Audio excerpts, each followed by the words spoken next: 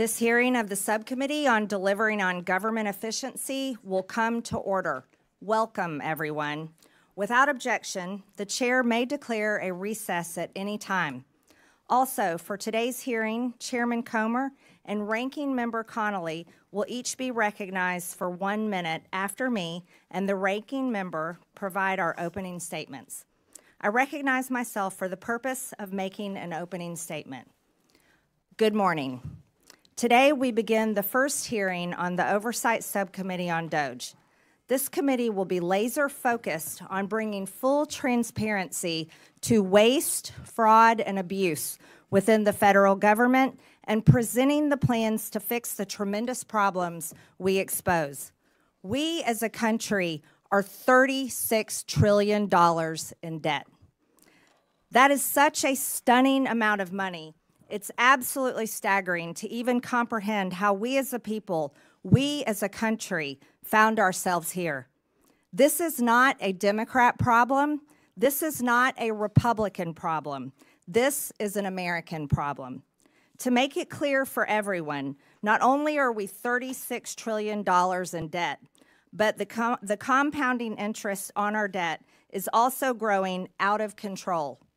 Even if we decided to defund the entire federal government, we cannot escape our debt and the compounding interest owed on our debt, which grows bigger and bigger every year. In 2025, interest payments are projected to be $952 billion, which is more than our entire military budget. In 2026, it will be $1 trillion, and by 2035, $1.8 trillion. Over the next decade, total interest payments are projected to be $13.8 trillion. These interest payments don't serve a single American. They don't build a bridge, a road, provide disaster relief, or fund a single part of the behemoth that is the federal government. These interest payments pay our masters who own our debt, and the American people are in debt slavery to everyone who owns our debt. Our crippling national debt and massively growing interest on our debt will destroy us. Not destroy one political party or the other, it will destroy all of us together. It drives inflation, making life unaffordable for Americans struggling to financially survive. It is crippling small businesses struggling to be successful. Our massively growing debt and interest are the chains and shackles harnessed to every American and their children and every generation to come. But first, let us be brutally honest about how this massive debt came to be in the first place.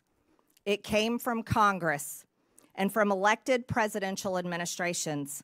And I believe enslaving our nation in debt is one of the biggest betrayals against the American people by its own elected government.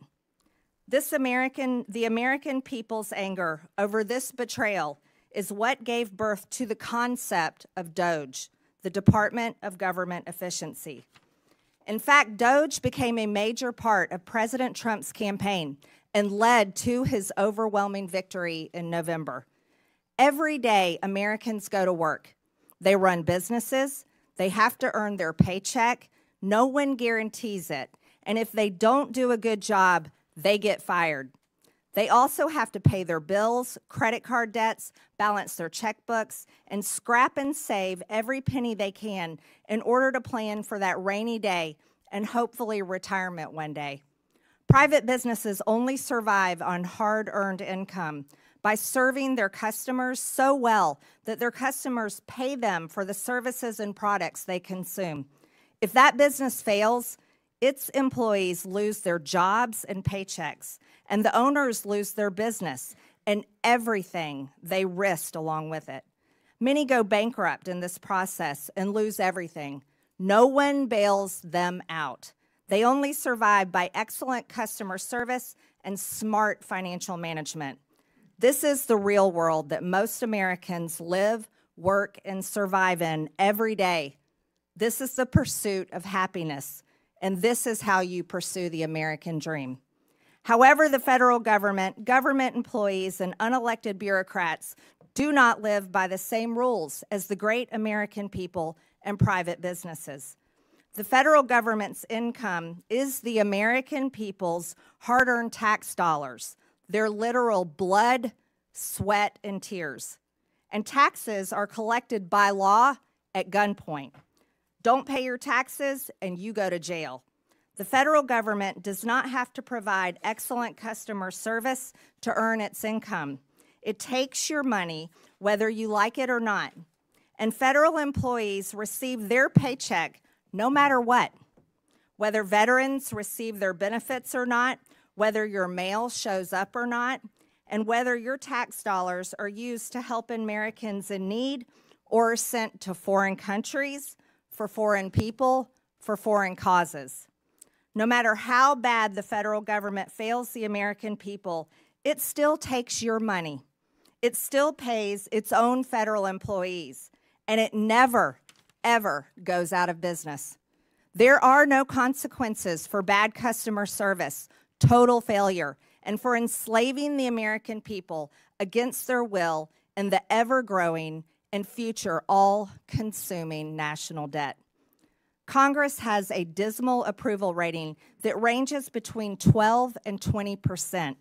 I don't blame the American people one bit for their sentiment and disgust.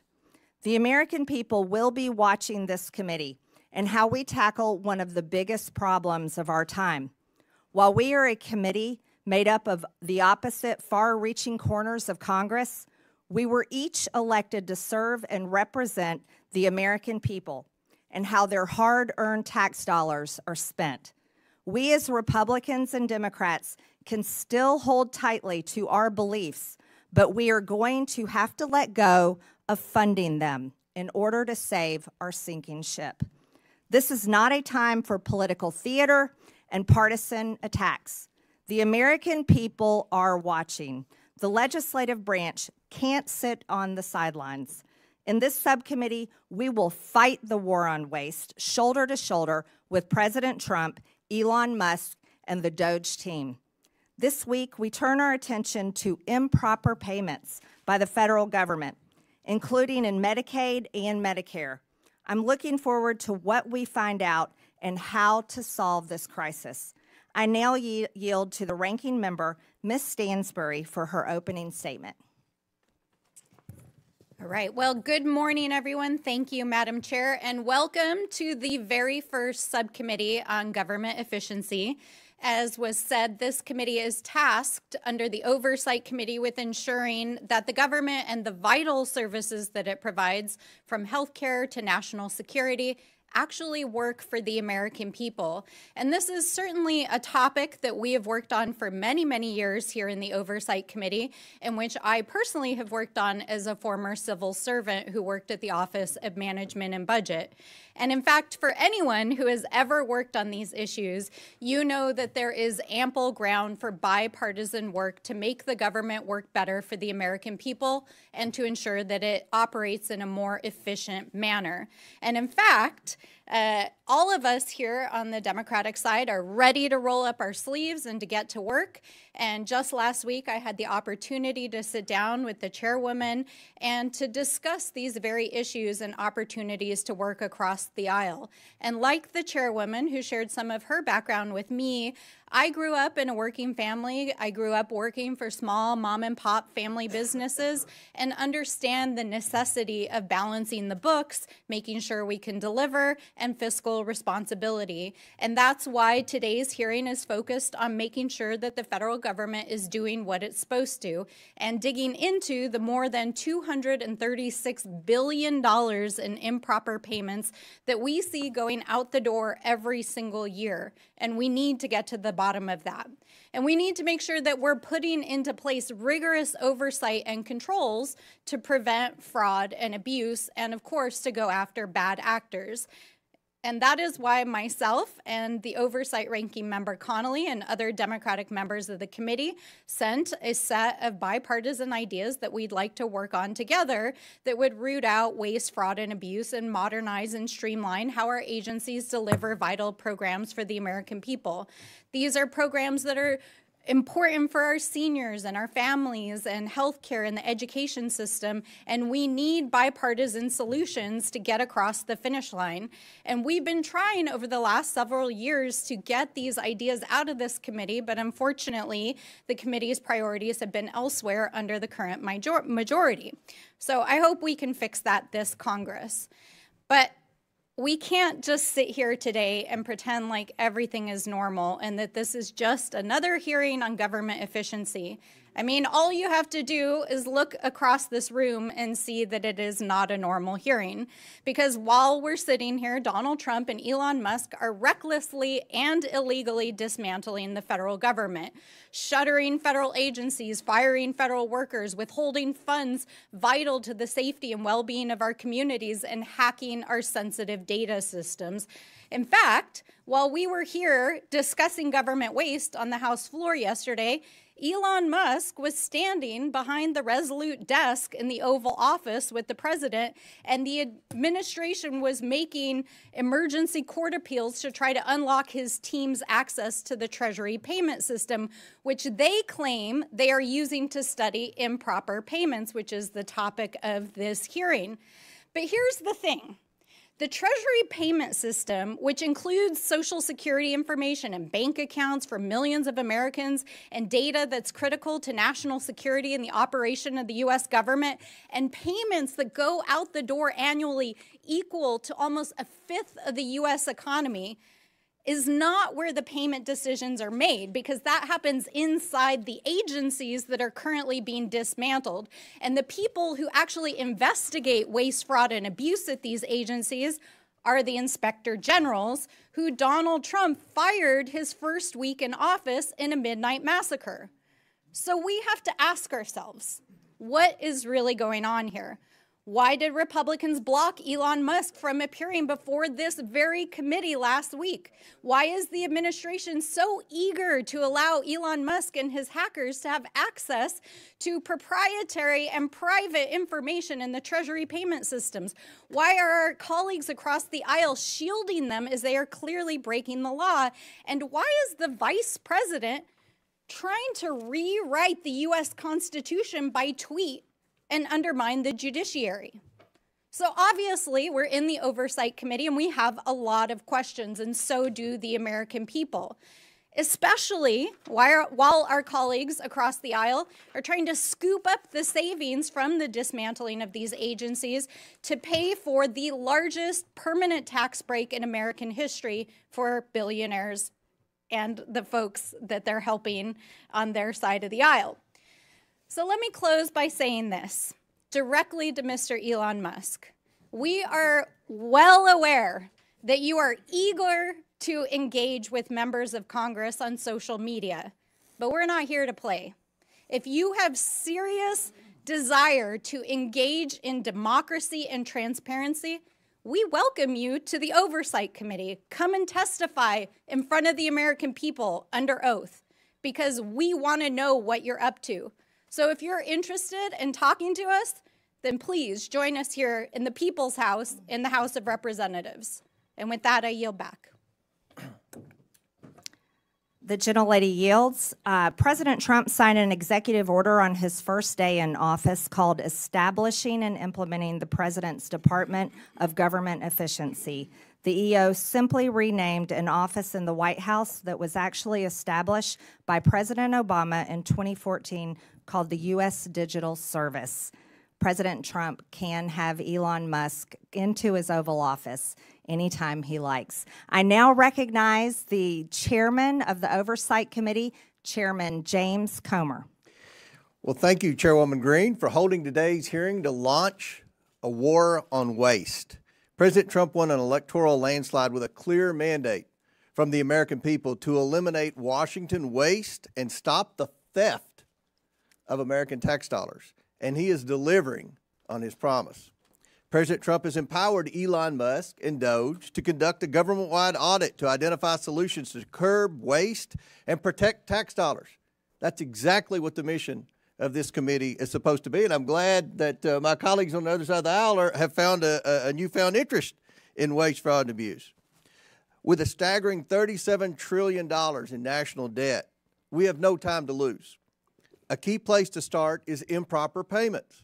Since 2003, the government has lost $2.7 trillion because of improper payments. Fraudsters, organized criminals, hostile foreign actors, and even government employees have siphoned money away from those who truly qualify for assistance. For years, Republicans and Democrats in the Oversight Committee have condemned this waste. But now that DOGE is taking real action, Democrats are choosing to defend the bureaucracy and status quo instead of standing up for the American people. I want to thank Chairwoman Green for holding this very important hearing, not only to expose the problems, but to find solutions. We stand with President Trump and DOGE in the fight to end waste, fraud, and abuse in Washington. With that, I yield back to Subcommittee Chairwoman Green, and congratulations again, Chairwoman, on holding this first hearing of the DOGE Subcommittee. Thank you, Mr. Chairman. The gentleman yields back. I now recognize the ranking member on oversight, Mr. Connolly. Excuse me. Thank you, Madam Chair. And thank you for having this first hearing on DOGE. You know, improper payments is not a new subject.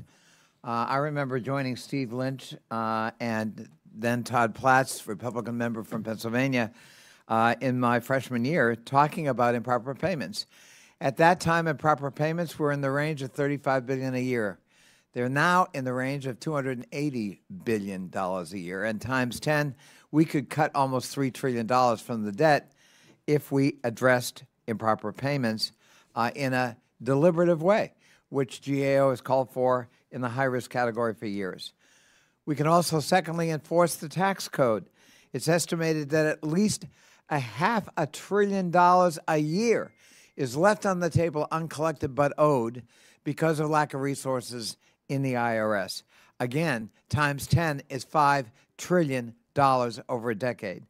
And finally, we can modernize federal IT systems, which we've championed for years on this committee. We know that legacy systems alone could save hundreds of millions of dollars a year in operating and maintenance costs. So if we want to be serious about it, let's be serious about it. But the way not to do it is to fire the people charged with the remit of waste, fraud, and abuse, namely inspectors general. President Trump has already now fired 19, including most recently the USAID Inspector General, who dared to warn that we could lose $500 million of food aid because it's in warehouses not being moved because of the funding freeze that was imposed in AID. That's a cost we need to avoid. And for doing his job, that IG was fired. If we want to be serious, we've got to have objective, neutral inspectors general who are monitoring government waste, fraud, and abuse and expenditures. And I think you would find Democrats more than willing partners in that kind of enterprise if we're going to be serious. But a wrecking crew, a wrecking crane, a wrecking ball is not going to do it, and we're not going to support that approach to waste, fraud, and abuse in the federal government. I yield back. Thank you. The gentleman yields. The President of the United States has the prerogative to fire anyone that has overseen $36 trillion in debt, enslaving the American people, and rightfully so. I'm pleased to welcome today's expert panel of witnesses who each bring unique experience and expertise that will be valuable to today's discussion. I'd first like to welcome Mr. Haywood Talcove, the Chief Executive Officer for Government at LexisNexis Risk Solutions, Inc. His commitment to customers' needs allows LexisNexis to develop market-leading solutions that have enabled customers to stop fraud, waste, and abuse. Next, we have Mr. Stuart Whitson, the Senior Director of Federal Affairs at the Foundation of Government Accountability. Stuart was previously a special agent in the FBI, a U.S. Army veteran, and now spends his time at FGA advocating to improve welfare, the workforce, and other policy. Next, we have Ms. Dawn Royal, a certified welfare fraud investigator in the state of Wyoming and director for the United Council of Welfare Fraud. She advocates for investigating and preventing fraud of government benefits and has done so over the past 16 years. Finally, we have Mr. Dylan Hetler-Goddett, the Director of Government Affairs at the Project on Government Oversight. Dylan leads advocacy efforts and policy reforms to a wide range of good governance. I thank each of our witnesses for being here today, and I look forward to your testimony. Pursuant to Committee Rule 9G, the witnesses will please stand and raise their right hand. Do you solemnly swear or affirm that the testimony you are about to give is the truth, the whole truth, and nothing but the truth, so help you God? I do.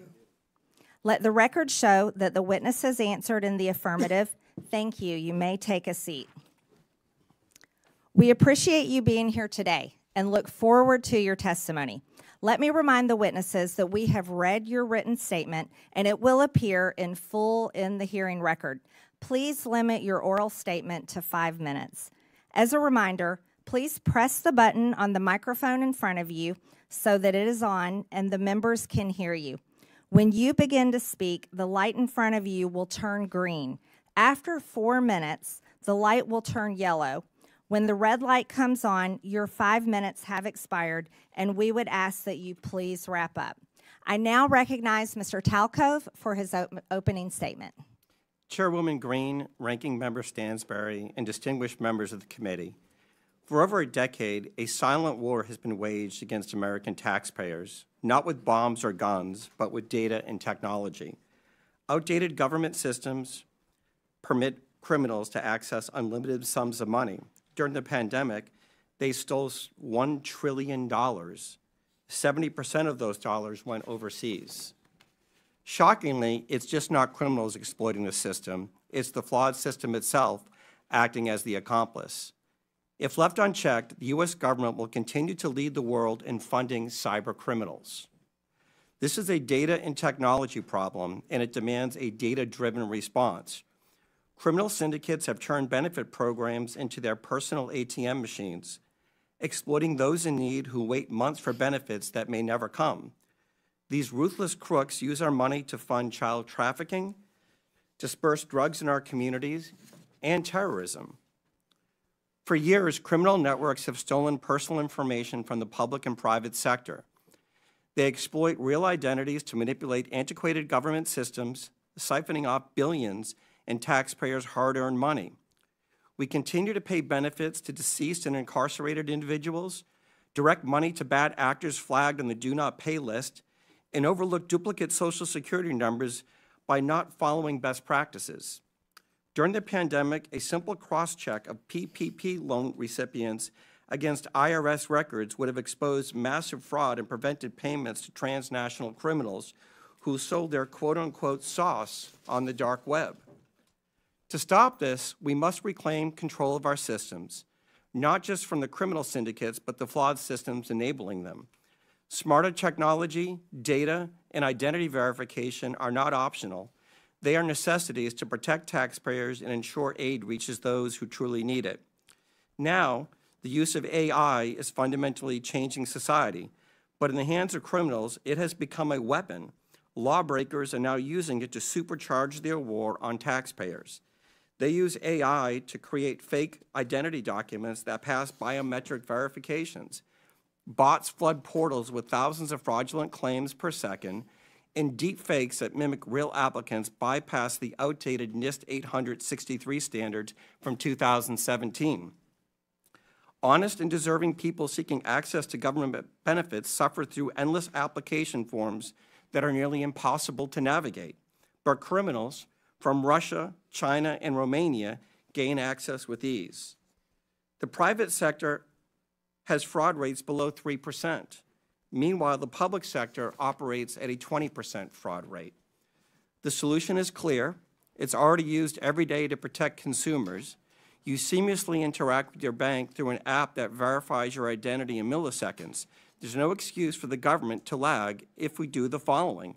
Number one, implement identity verification on the front end. Criminals should never receive a dime. Eliminate self-certification. No more honor system for billion-dollar programs. And continuous auditing. Keep verifying because criminals never stop adapting. Pay and chase does not work. Of the $250 billion stolen in pandemic unemployment fraud, less than $5 billion has been recovered. The idea in government that you cannot have speed and security is fiction.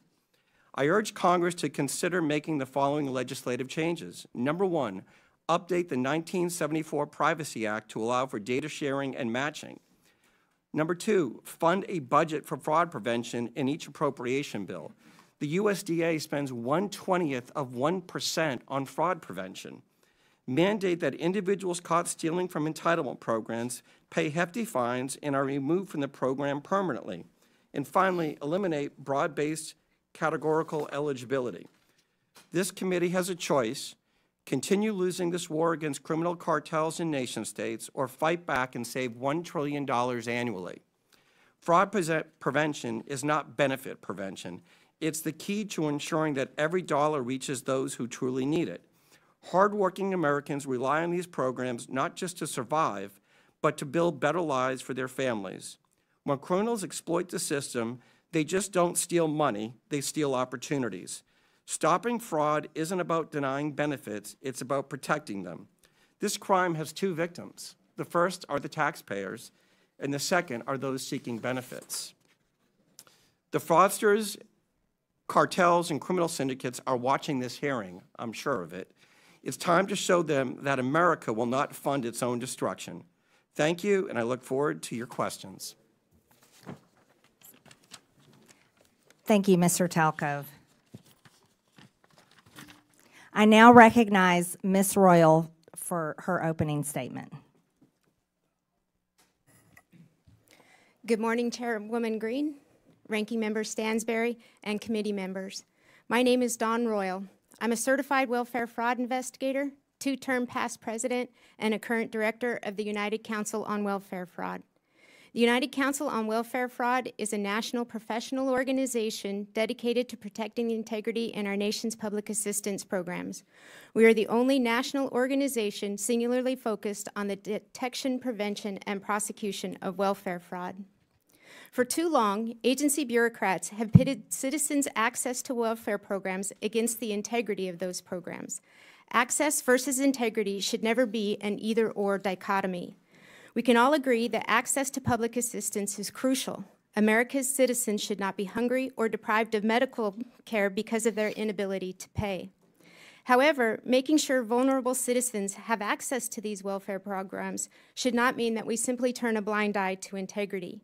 We do not pursue the prevention, detection, and prosecution of if we do not pursue the prevention, detection, and prosecution of fraud, taxpayers become the victims as the welfare programs become slush funds for anyone wanting to supplement their income with SNAP benefits, absolve themselves from the financial responsibility of medical bills, and using Medicaid to further taxpayer exploitation by taking advantage of cash assistance, energy assistance, child care, and other social welfare programs. One example of a welfare fraud is a case that I investigated that was criminally prosecuted last year. The applicant mother failed to disclose her children's father as well as his employment and income on multiple applications she submitted for Medicaid, SNAP, and low-income energy assistance. The co-defendant father worked a steady job, earning a six-figure salary, and provided an enviable lifestyle for his family, including vacations, luxury vehicles, snowmobiles, motorhomes, lavish gifts, including one from the wife to the husband, which was a $1,200 bottle of bourbon. Evidence we presented at trial included a candidate registration forms filed by the defendant father when he ran for town council and later mayor of the town where he declared he lived at the same address provided by his wife on her public assistance programs. This was a case of greed, but it emphasizes how easy it was for these criminals to make false statements on applications in order to receive benefits from multiple programs that they were never eligible for. I could spend the rest of my day providing countless examples of how taxpayer-funded programs are exploited, and the message would be the same. Investigators continue to be hamstrung by antiquated regulations, conflicting directives from federal agencies, and the lack of access to technology. Sadly, investigators have also found themselves at odds with the career bureaucrats who recite watered-down facts about fraud in order to promote their political agendas. Specifically, we can look to the career bureaucrats who have historically claimed that the fraud rate in SNAP is less than 1%. The disregard for the value of integrity is evidenced by the less than 1/20th of 1% of the SNAP budget spent on the prevention, detection, and prosecution of fraud. As part of Medicaid unwinding debacle, the bureaucrats specifically directed states that they, and I quote, cannot recover or recoup the cost of services from a beneficiary, even if they have been found after an administrative hearing or criminal proceeding to have committed Medicaid beneficiary fraud or abuse, end quote. Sadly, it is already apparent that career bureaucrats are not being totally transparent as they attempt to protect spending and broken programs. We fail to understand how mitigating the rampant fraud in Medicaid, SNAP, and other welfare programs stands up or strengthens the welfare programs. Fact is, the opposite is true. Ignoring fraud and gaslighting fraud statistics erodes the very foundations of the programs that are essential to their future viability. There are things this committee can do to help the investigators fighting the war on fraud. Number one, eliminate self-attestation in the application process for all programs. Number two, funding for technology that includes identity verification tools that will help prevent fraud. The current pay and chase model is not sustainable. Number three, immediately implement the National Accuracy Clearinghouse, the NAC, that will provide data to states to prevent duplicate participation in all of the social welfare programs. And four, allocate direct funding with mandates restricting the use of the funding to the prevention, detection, and prosecution of fraud. In closing, we're at a crossroads. Those of us who have firsthand knowledge of the degree in which public welfare programs are being attacked know that reform is absolutely necessary. Reform to the recipient application process, the billing process in Medicaid, and how SNAP benefits are processed, and how providers and retailers are authorized.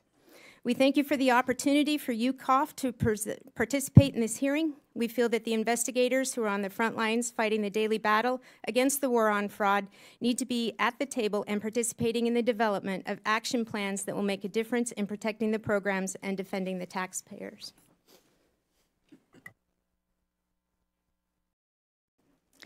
Thank you, Ms. Royal. I now recognize Mr. Whitson for his opening statement.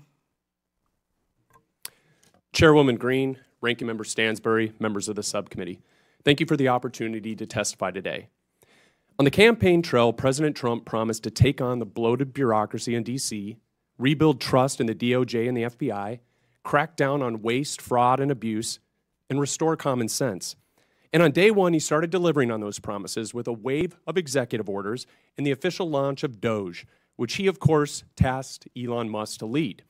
Already, DOGE efforts have brought to the public's attention countless examples of wasteful spending, including $59 million paid to luxury hotels in New York to house illegal immigrants, $1.5 million to advance DEI in Serbia's workplaces, $32,000 for a transgender comic book in Peru. The list goes on. But rather than applauding the work of DOGE, the left has launched a coordinated campaign to try to demonize Mr. Musk with the hope of shifting focus away from the disastrous waste, fraud, and abuse that occurred on Biden's watch. But guess what? It's not working.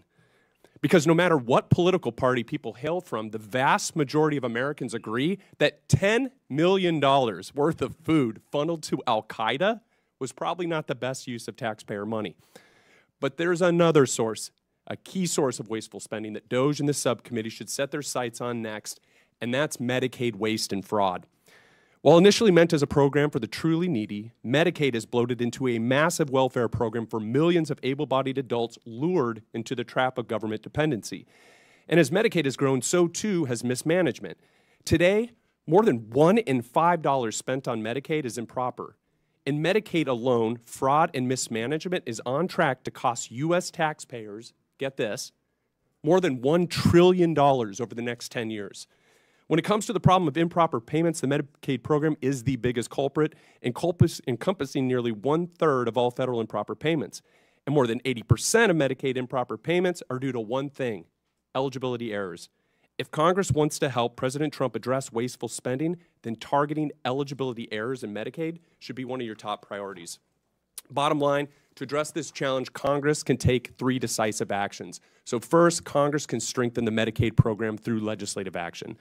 That would include repealing Biden's disastrous Medicaid streamlining rule, which ties the hands of states trying to remove ineligible enrollees.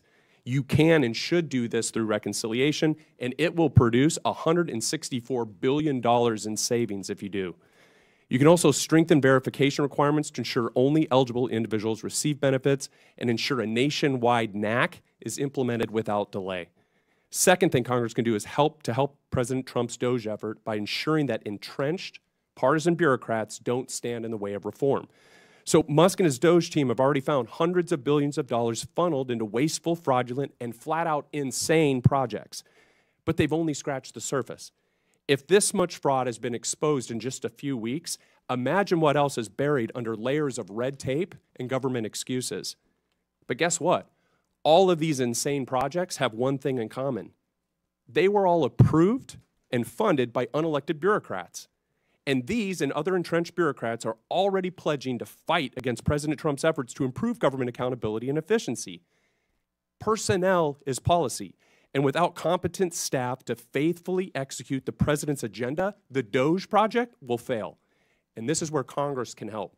Congress can support the president in carrying out his DOGE effort by making all executive branch employees at will, codifying the president's authority to fire unproductive or insubordinate agency employees as needed. At the same time, Congress can grant the president authority to permanently eliminate vacant positions and consolidate non-essential positions across agencies and departments to help promote efficiency and put the right people in the right seat. The third thing, Congress can make President Trump's DOGE cost-cutting and deregulatory reforms permanent by passing the REINS Act. And so there's only one big problem with the DOGE effort. Most of its work can be undone by a future president with the stroke of a pen. To make President Trump's DOGE reforms permanent, Congress must act. And the best way to do this is to pass the REINS Act. This would return Article 1 budgetary power of the purse to Congress while promoting deregulation. It would also help lock in the DOGE reforms and cement President Trump's legacy as the most consequential deregulatory and cost-cutting president in U.S. history. The American people are watching. It's time for Congress to act. Thank you, and I look forward to your questions. Thank you, Mr. Whitson. I now recognize Mr. Hetler Goddett for his opening statement.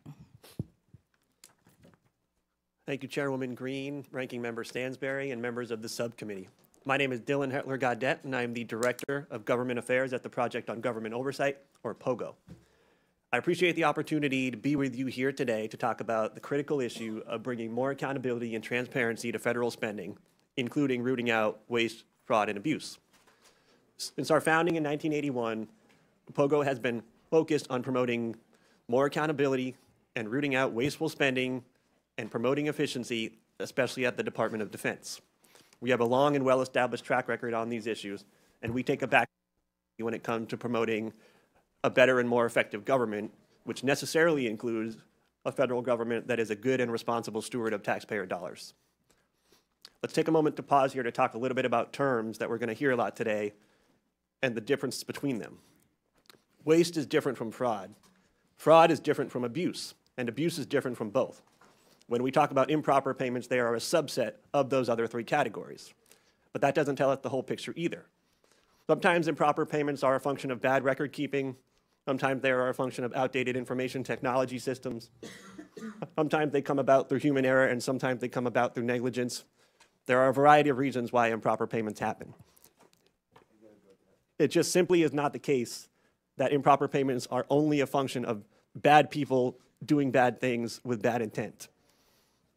That doesn't mean we shouldn't focus on trying to mitigate improper payments, and that certainly doesn't mean that the American people should not be concerned with how their tax dollars are used. The good news is that there are some time-tested solutions and tools to help mitigate these problems. For example, when we think about the independence of inspectors general, we're talking about a resource that is extraordinarily valuable to the American people. In fiscal year 2023 alone, inspectors general identified over $93 billion worth of potential savings to taxpayers. Whistleblowers are also an incredible resource to the American taxpayer. Through the IRS's whistleblower program alone, billions of dollars have been recouped from tax cheats since the inception of that program in 2007. Whistleblowers have also played an instrumental role in helping the Department of Justice pursue False Claims Act cases that have resulted in billions of dollars in reclaims settlement costs. It seems to me that if an administration were serious about wanting to root out waste, fraud, and abuse, they would support and resource whistleblowers and inspectors general. They would not demonize them, and they would certainly not fire them en masse in an unlawful midnight purge. There are other reforms we can think about too, reforms that are more technical, but just as important. Key statutes such as the Federal Funding Accountability and Transparency Act, the Data Act, and critical platforms like usaspending.gov were really important improvements and innovations when they came about, but they are in need of overhaul and reform. Currently, the status quo is that we have an extraordinarily hard time tracking federal dollars from end to end. This is due in large part to a broken chain of data collection, of reporting information, and the ability to monitor and track in real time what is happening with federal dollars. This informational black hole is where a lot of impropriety happens. It's where waste, fraud, and abuse live. And yes, this is where improper payments often happen. But more importantly, we also don't have a good, clear, and consistent way of understanding what is happening with tax dollars at the end point. What is the impact that we're having? What is the return on investment that we're having? We now have an annual budget of close to $7 trillion a year. We can't say with any degree of clarity and consistency what we're getting for all of that money. We have some more good news, though. There are bipartisan efforts, and there have been for years, to try and clean up this situation. We at POGO have had the privilege and pleasure of working on some of those initiatives. We were a part of the Federal Taxpayers' Right to Know Act being passed into law just a couple of years ago, which created for the very first time a program inventory of all the programs in the federal government, and that would be available to the public. We have worked with a member of this very committee, the House Oversight and Accountability Committee, to introduce a piece of legislation that would bring more transparency to federal subaward reporting. We have supported and endorsed multiple pieces of legislation that take direct aim at the improper payments issue. We also have additional ideas that don't yet have congressional champions. One proposal is to clean up and modernize and standardize the award descriptions that are available in USA Spending to make them more useful and relevant. We have another proposal to harmonize the amount of data and information we collect between contract spending and non-contract spending. We stand ready, willing, and able to work with anybody who wants to work with us on these common sense solutions.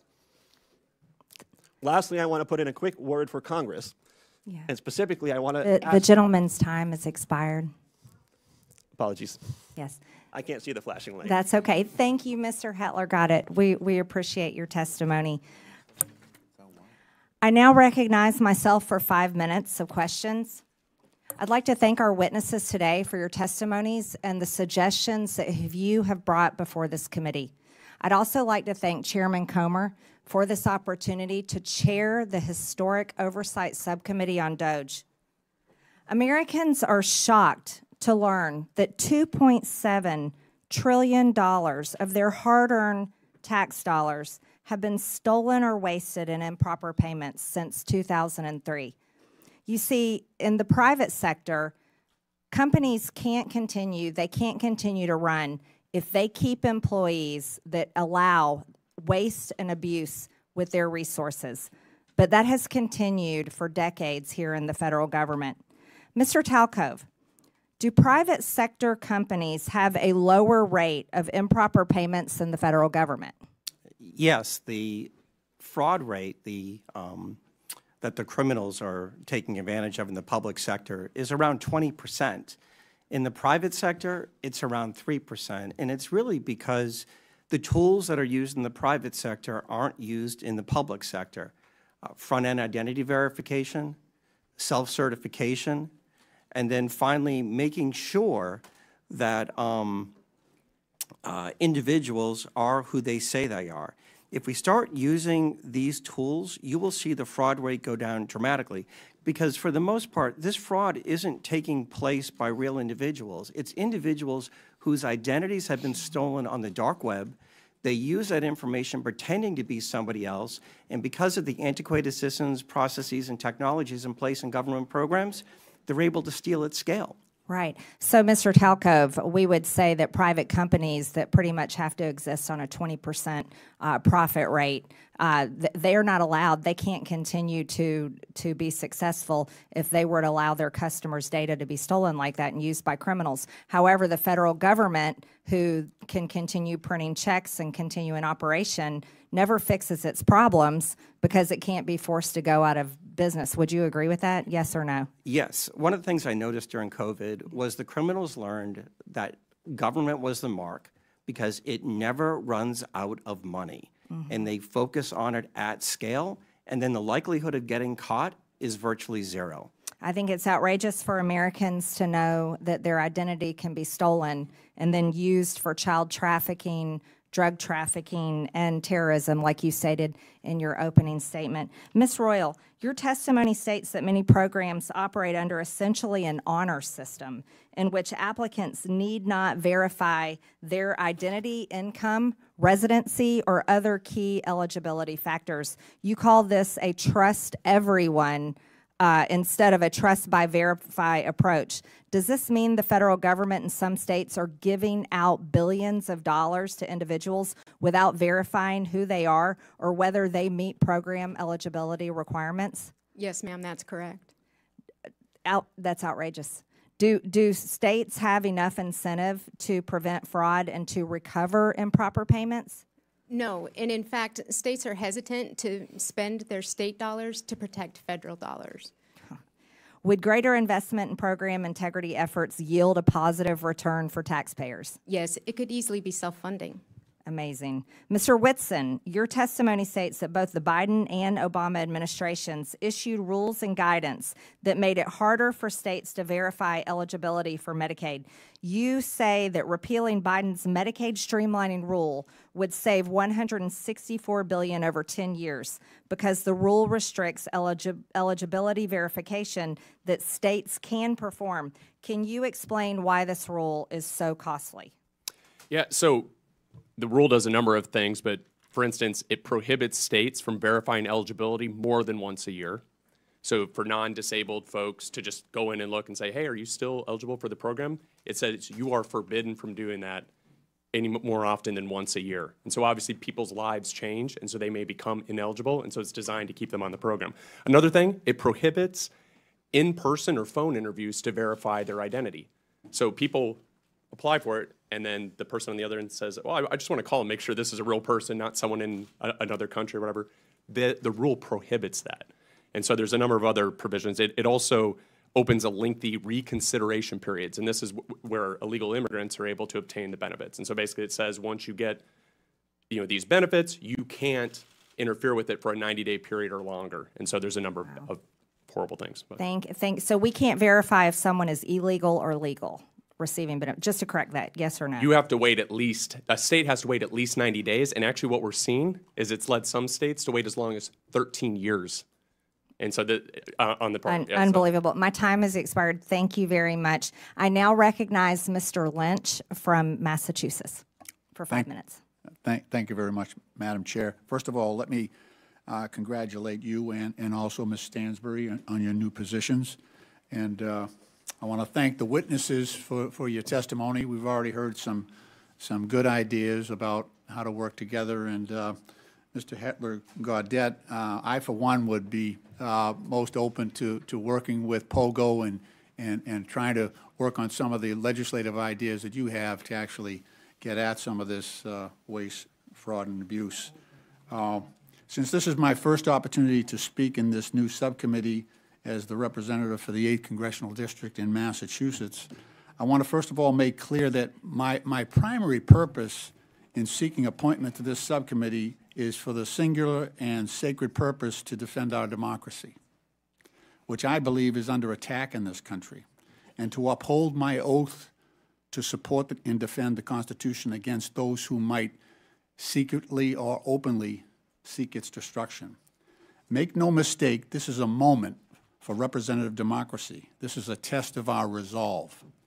In the coming days and weeks, we will all get to decide whether we stand with a couple of billionaires who, despite their own financial successes, still harbor such grievances in their hearts that after all that democracy has provided to them, they remain animated by the desire to dismantle this democratic government and to punch down at some of the weakest and most vulnerable in our society. Two men who clearly understand that the easiest way to incite large numbers of people is to use social media to exploit the dynamic forces of hatred and fear. Madam Chair, if we're going after waste, fraud, and abuse, let's start with abuse. Abuse of power.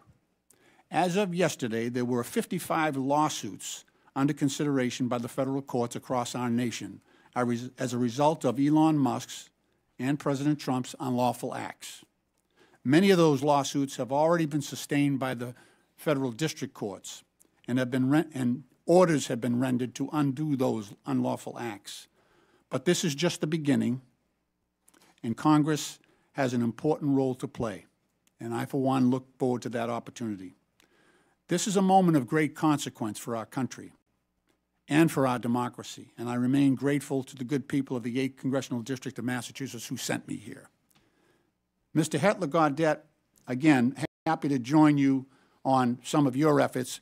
POGO has worked very closely with our IG community, is that right, the Inspector Generals? Yeah, that's correct, Congressman. I know your work is very much similar to what we ask our Inspectors Generals to undertake.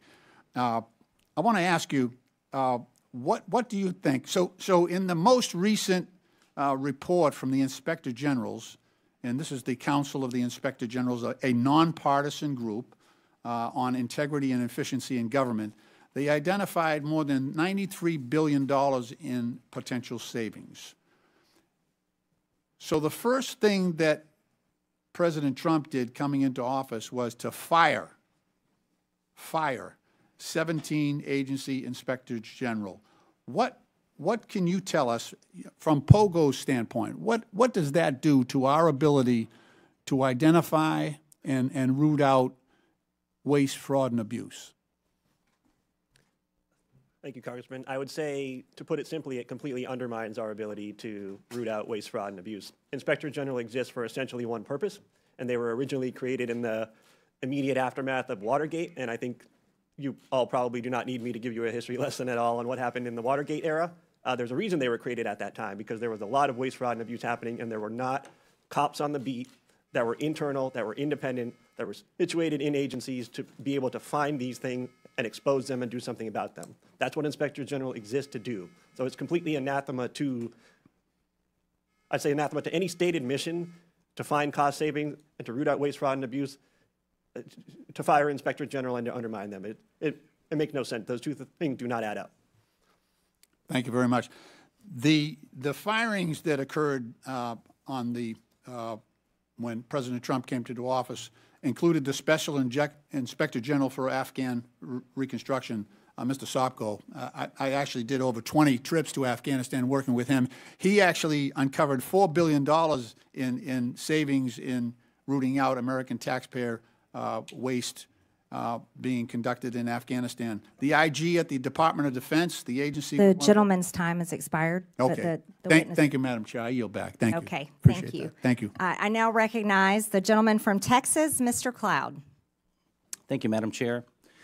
For far too long, D.C. politicians have gotten away with measuring their personal value and worth by how much of other people's money they give away. And for far too long, they self-righteously have opined that the spending was for altruistic purposes given out of care and compassion. For far too long, they've been more concerned with looking like they cared than having enough care and concern to actually do the due diligence to ensure that the tax dollars were being used wisely and effectively. And for far too long, those of us who've worked to uncover waste, fraud, and abuse have had to deal with what amounts to an unconstitutional fourth branch of permanent bureaucracy that has too often worked to ignore, obfuscate, delay, and frustrate our efforts to bring transparency and oversight. Over the last few weeks, the DOGE effort has begun to uncover not only how massive the waste, fraud, and abuse is, but also the extent at which D.C. politicians and too many obstinate bureaucrats have coordinated to create what is essentially the largest money laundering scheme in history. And while Americans have been working to make ends meet, They have been using taxpayer dollars to fund unnecessary, egregious, and even evil things here at home and around the world. Thankfully, in DOGE, we have a president bringing the leadership needed and a focused effort, along with the talent, technology, tools, and transparency to this waste, fraud, and abuse. And to those who would stand opposed to this effort, I would just point out, while it's understandable to find waste, fraud, and abuse that has grown and metastasized in this government even over decades, certainly accelerated over the last few years, to continue to protect it is corruption. I want to thank the chair for beginning this war on waste on this side of Pennsylvania Avenue and bringing together this committee. This effort is so important as we work to relieve the American people of this burden of waste, fraud, and abuse. Mr. Talcove, you mentioned in your written statement and talked about it in your statement at the beginning that this waste, fraud, and abuse is a national security threat. And certainly one of the challenges facing us that is a national security threat is our fiscal situation. And so we have got to find ways to find savings to the American people in order to bring confidence to the bond markets, to put our country on a fiscal footing, and to reverse the curse, so to speak, that we are placing on our children and our grandchildren. You mentioned a couple threats, though. You mentioned internal threats. You said that these cases involve government employees, individuals entrusted with administering benefits who, instead of using their positions to approve fraudulent claims, override security controls, or even sell sensitive claimant information for profit. Now, this is not every federal employee for sure, but within the context of people who are trying to give their best effort, we have an internal threat. But you also mentioned transnational fraud rings, terrorist organizations, nation states, North Korea, nuclear weapons programs funded by our tax dollars, China, Nigeria, Iran, Romania, Russia, not our friends necessarily, that are being funded by taxpayer dollars. Could you give us some examples of how this is happening? God, yeah. So when you think about what happened during the pandemic, $1 trillion was stolen. 70% of that money went overseas.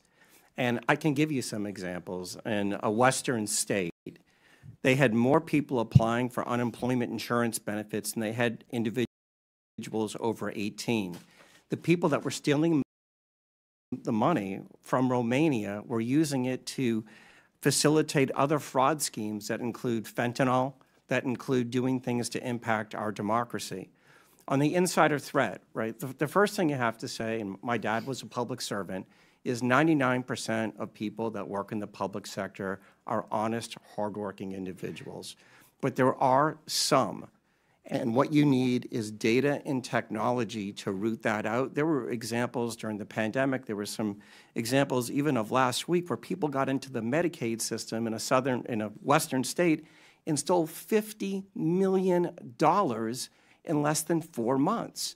So you have to have these controls in place, right? These aren't individuals stealing, Mr. Cloud. These are organized criminal groups, both domestic and transnational. That, as you mentioned, taxpayers are being forced to fund the demise of our own country. Mr. Winston, I wanted to ask you, because there's a lot of talk about reconciliation right now. You mentioned Medicaid and what could be done to bring a pretty substantial amount of savings, and this is without affecting those who truly need Medicaid and for what the purpose of the program was extended for. Now, the gentleman's time has expired. Hopefully, does the witness want to answer the question? No, Just only quickly. to say that, yes, there's a tremendous amount of savings that can be found from the streamlining rule, but also work requirements in the program is another big area that can be done in reconciliation, and that's could save a significant amount as well, $241 billion in federal spending over 10 years. thank you. Thank you. Thank you, Madam Chair. You're welcome. I now recognize the gentleman from California, Mr. Garcia. Well, thank you. Thank you to all of our witnesses for being here. And I want to just start off by making something clear. I think we're all here to fight against the lies, the corruptions, and the attacks on our social safety net. Now, we should in no way be cooperating with House Republicans who want to shut down the Department of Education and destroy Medicare and Medicaid. And we should not stand by as the richest man on the planet gives himself and his companies huge tax cuts while the American people get absolutely nothing. Now, I find it ironic, of course, that our chairwoman, Congresswoman Green, is in charge of running this committee. Now, in the last Congress, Chairwoman Green literally showed a dick pic in our oversight congressional hearing, so I thought I'd bring one as well. Now, this, of course, we know is President Elon Musk. He's also the world's richest man. He was the biggest political donor in the last election. He has billions of dollars in conflicts of interest, and we know that he is leading a power grab, also abided by and encouraged by Donald Trump and, of course, the chairwoman, Congresswoman Green. But I also want to run through what DOGE actually is going to do. It's a demolition plan that's going to run through our government. DOGE is trying to abolish the Department of Education. That means opportunities denied to kids. It means you're ripping away opportunities for children with disabilities who are dependent on this money. You're also halting medical research, which is also critical, which we have to also stop. The idea that we're going to eliminate or destroy the Department of National Institutes of Health, NIH, is crazy. Let's talk about the Department of Labor. We're talking about protections for working people across this country, where people can actually complain about abuses their companies are making against them and their coworkers. Workers are now going to be in danger. And let's also talk about the Consumer Financial Protection Bureau, another huge issue for us. Think about the scammers and fraudsters that will be empowered across this country because Elon Musk wants, essentially, these companies have more power over consumers and over people across this country. Look at the Centers for Disease and Centers for Medicare and Medicaid Services. That is actually what's being discussed partly today. Healthcare, we're talking about being denied to millions of poor people, working class people across this country. And now, of course, they're on to their largest target, the U.S. Social Security Administration. We're talking about the destruction of the actual social safety net in this country. We know that 1 in 5 Americans collect Social Security, seniors, disabled people. This entire plan is about hurting the American social safety net and destroying our institutions. And it's important that we actually call out what is happening at this subcommittee. This is not about working with the richest man on the planet.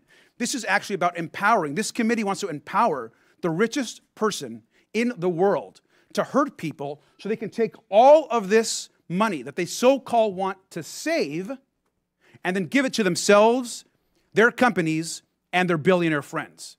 That is the attack that is happening in this committee and across this country, and it's important that we call it out. We also know, of course, that Elon Musk is sending his unqualified DOGE staff to carry out this agenda across all these agencies. And in some cases, actually teenage staffers. No accountability, no experience, and problematic records. They're trying to rob you, and they're probably a minor. Thank you, and I yield back. The gentleman yields, and I now recognize the gentleman from South Carolina, Mr. Timmons, for 5 minutes. Thank you, Madam Chair. I find it sad that my colleagues across the aisle can't take this seriously. We have $36 trillion in debt. We run an annual almost $2 trillion deficit. When I got elected 6 years ago, we had $21 trillion in debt. So in 6 years, we've added over $15 trillion to the debt. And guess what? President Trump ran on fixing this problem. President Trump told the American people he would right the ship financially, and he said during the campaign that Elon Musk was going to be the person to lead this charge. The man that has turned business after business around, he's the richest man on the planet because he succeeds at his endeavors. And that's why President Trump has appointed him the head of this effort. This is a very serious problem. And it's incredibly hypocritical that my colleagues across the aisle are complaining about this because Joe Biden signed his name and wanted the American people to believe that he had the ability to forgive $250 billion with a signature. Guess what? Supreme Court ruled he did not. That's our system of checks and balances. The President, Biden, he clearly was experiencing cognitive decline.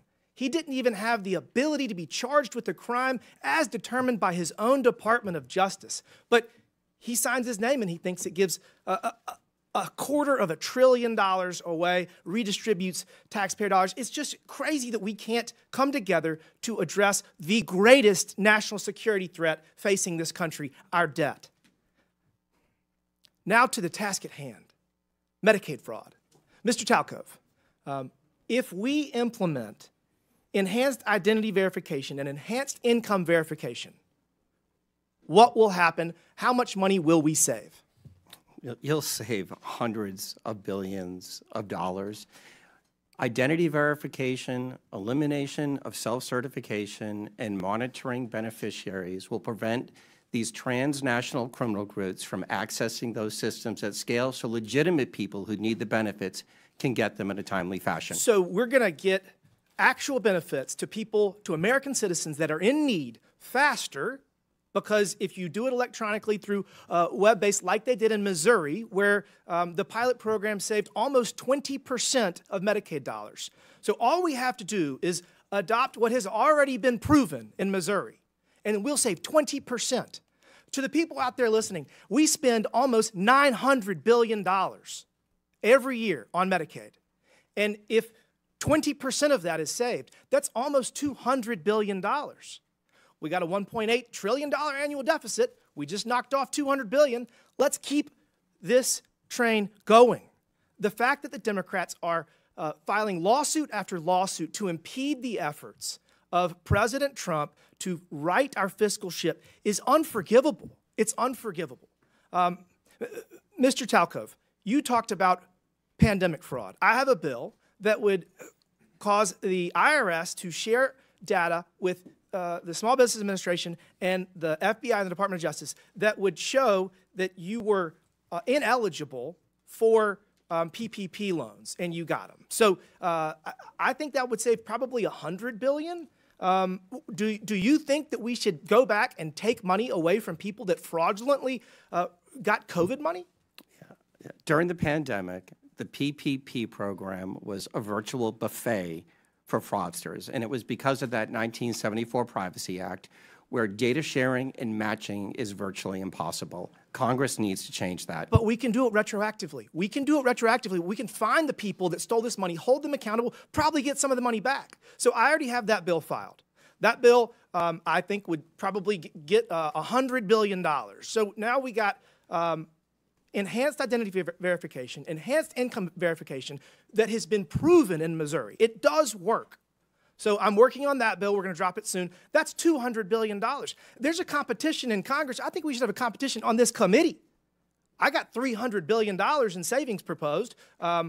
We got to all pull our weight because we have such a massive problem right now. But I would just ask my colleagues across the aisle to get out of the way if you don't want to help. If you don't want to help right the fiscal ship in this country, get out of the way. Stop filing lawsuit after lawsuit.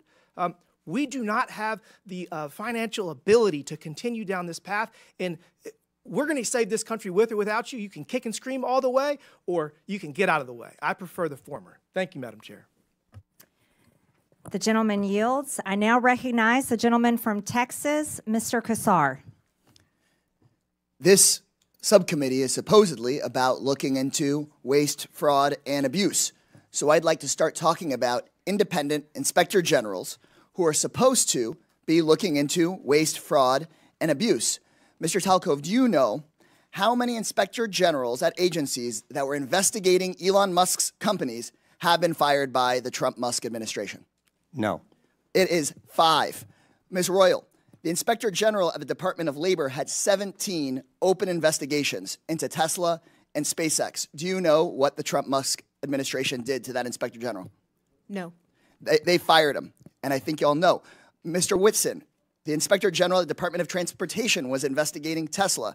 Do you know what the Trump-Musk administration did to that Inspector General? No. They were fired. The Department of Defense's Inspector General was looking into SpaceX. Mr. Hedler, do you know what the Trump-Musk administration did to that Inspector General? I believe he was fired.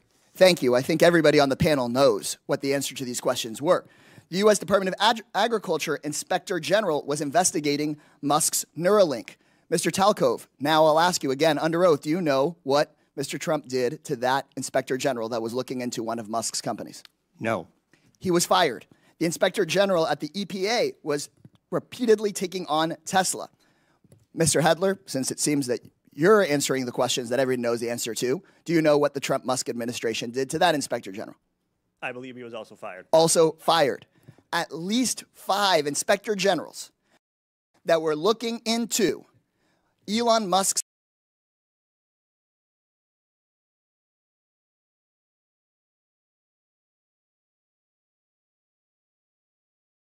companies were fired by the Trump-Musk administration. These Inspector Generals, who are independent, protected by law, they are the people that find the waste, fraud, and abuse and found many of the cases of waste, fraud, and abuse that have been brought up today, fired because they were looking into Elon Musk.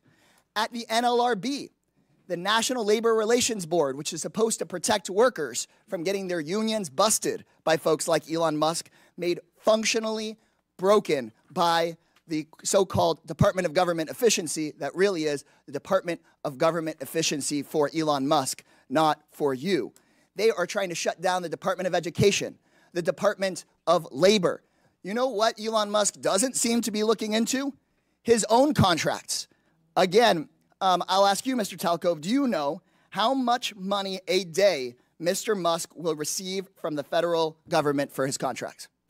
No. The answer is $8 million a day.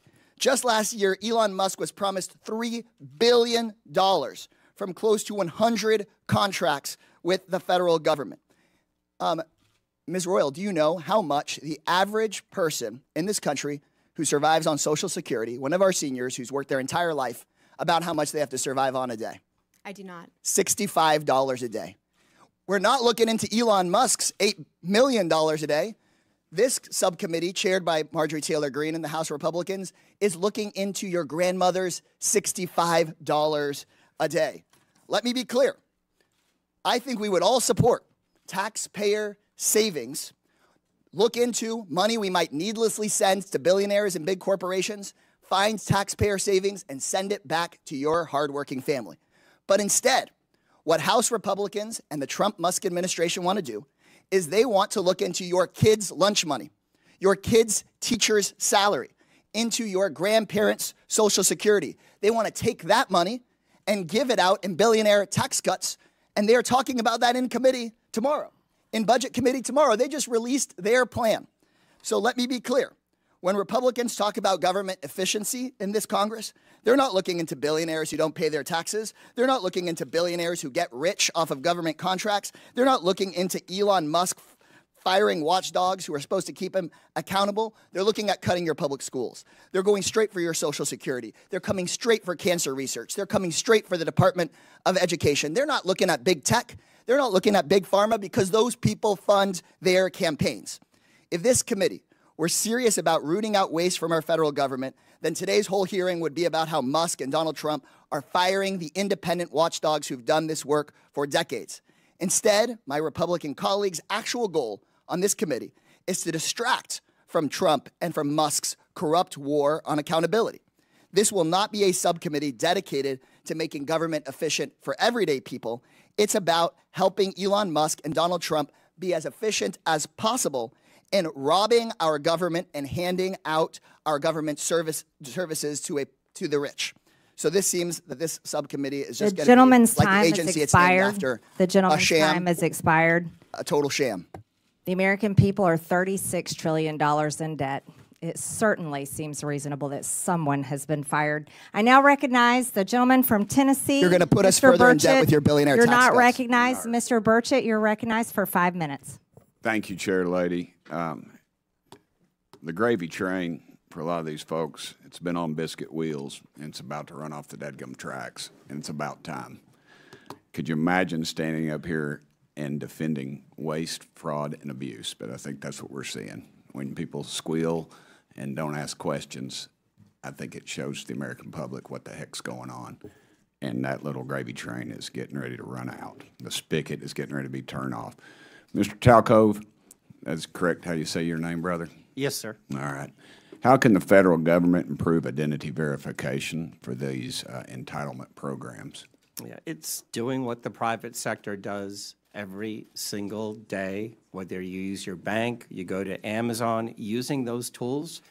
and moving away from some of the dated compliance standards that the federal government uses, NIST IAL 863, 2017, before there was anything called deepfakes and generative AI tools. Also, I was informed that PayPal has never been, they've never been able to crack into that and steal people's vital information. Are they using those systems that you would be favorable towards that government seems to be shying away from? Yes, sir. And describe that, how that works. They're systems that are based on encryption. They use technology and they use data to validate you are who you say you are. The people that are stealing right now, I believe a lot of them are actually ghosts from China, Russia, Nigeria, and Romania. I read a report today that North Korea was involved in this, in some of that as well.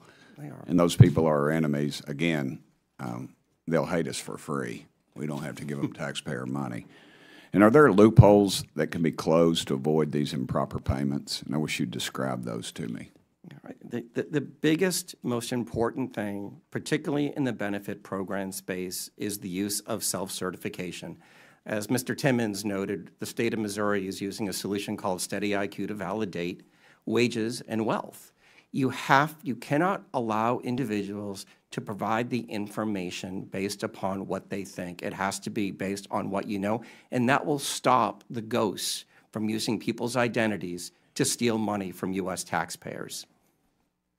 How much money do you calculate is wasted due to waste, fraud, and abuse in the entitlement programs each year? Yeah, my number right now between federal, state, and local government is you can save $1 trillion a year by simply putting in front-end identity verification, eliminating self-certification, and monitoring the back end of the programs that are providing the benefits. Those three things.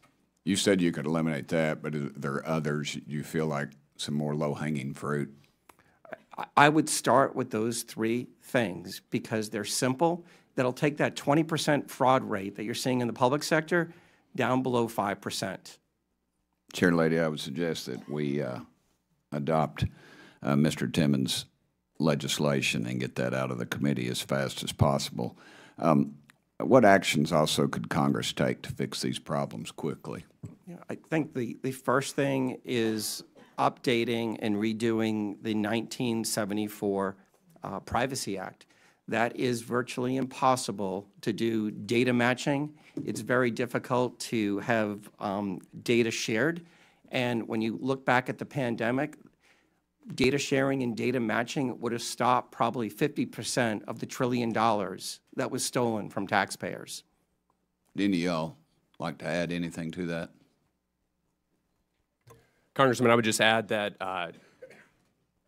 rather than accepting self-attestation, that states should have to be required to actually verify people's identities. And here's the key part: before they get enrolled, they shouldn't get enrolled and then eventually come down later on down the road. It's amazing to me. I have a doctor's appointment back in Knoxville, and the verification process is very extensive. It's more so than the federal government requires for any of this. What type of computer systems are these agencies using, and do they need updating?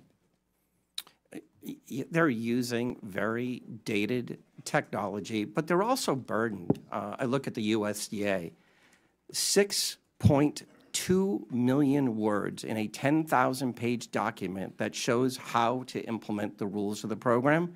Nobody can figure that out. So one of the things that I think has to happen is the simplification of these processes and systems, and then just use the technology that we use every day in the private sector. Okay. Thank y'all so much for being here. The gentleman's time has expired. Thank you, Chair Lady. I now recognize the gentlewoman from Texas, Ms. Crockett, for 5 minutes. Thank you, Madam Chair. And Mr. Talcove, I'm just going to go ahead and pick up where you left off really quickly. Just to be clear, the upgrades that you're talking about as it relates to our data processes, these aren't things that would be free, are they? They would cost some kind of money. Not looking for a number, but they will cost, correct? some are free and some would cost money. Okay. All right. So I just want to leave it there because we've had a number of these hearings. So I do want to be clear, before the Trump administration came in, this committee did exist in the form of the Oversight Committee, and our task is to root out waste, fraud, and abuse. In that vein, we had a number of hearings, at least last term. I can't speak for any other term as I'm only in my sophomore term, and we dealt with improper payments. And interestingly enough, our chairwoman, who is so passionate about this today, she missed every single one of those improper payment hearings. But just to be clear, I was there, so I don't want anyone to believe that Democrats just come to work and don't plan to do work. In fact, I'm trying to figure out exactly what it is that the Republicans believe our job is, because right now they have relinquished their constitutional duties over to an unelected bureaucrat, someone who no one went out to vote for. And absolutely, he is occupying the Oval Office, as we saw yesterday. And that is a first for me, to see someone occupying the Oval Office who's never actually been elected to the Oval Office and actually answering more questions than the person that allegedly got elected. But for whatever reason, this is the first time we're having a DOGE subcommittee hearing, and that guy's not here. Instead, we have y'all. So I do want to thank you for coming. But I will say this. It's also interesting to me that in the first few days of DOGE existing, we know that they are trying to get rid of the Department of Education, USAID, Consumer Financial Protection Bureau. They're laying off FAA workers. They are going after the FDA, the CDC, the HHS, the FBI agents, and they're talking about getting rid of FEMA. And they brought y'all in. And I am going to say that I actually was shocked that there was only one person that seemed like he was an overt Trumper as you laid out your opening remarks, because I anticipated that at least one of y'all would say, yes, what Elon is doing is exactly what we would prescribe. But instead, I will applaud you because you actually were focused. You talked about what the American people are looking for us to do. We've actually consistently on this side of the aisle promoted this idea of making investments into technology so that we can do things such as, say, look at the Department of Defense. The Department of Defense that takes up approximately, 50% of our discretionary income, or our discretionary spending.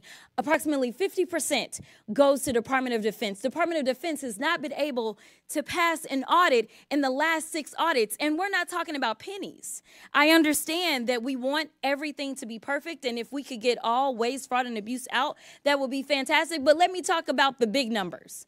The big numbers are on that side. When we look at, say, our entire workforce, our federal workforce, as we're trying to somehow fire all of them, they don't even make up a total of 5%. It's even less than that when we look at our budget. But let's talk about defense.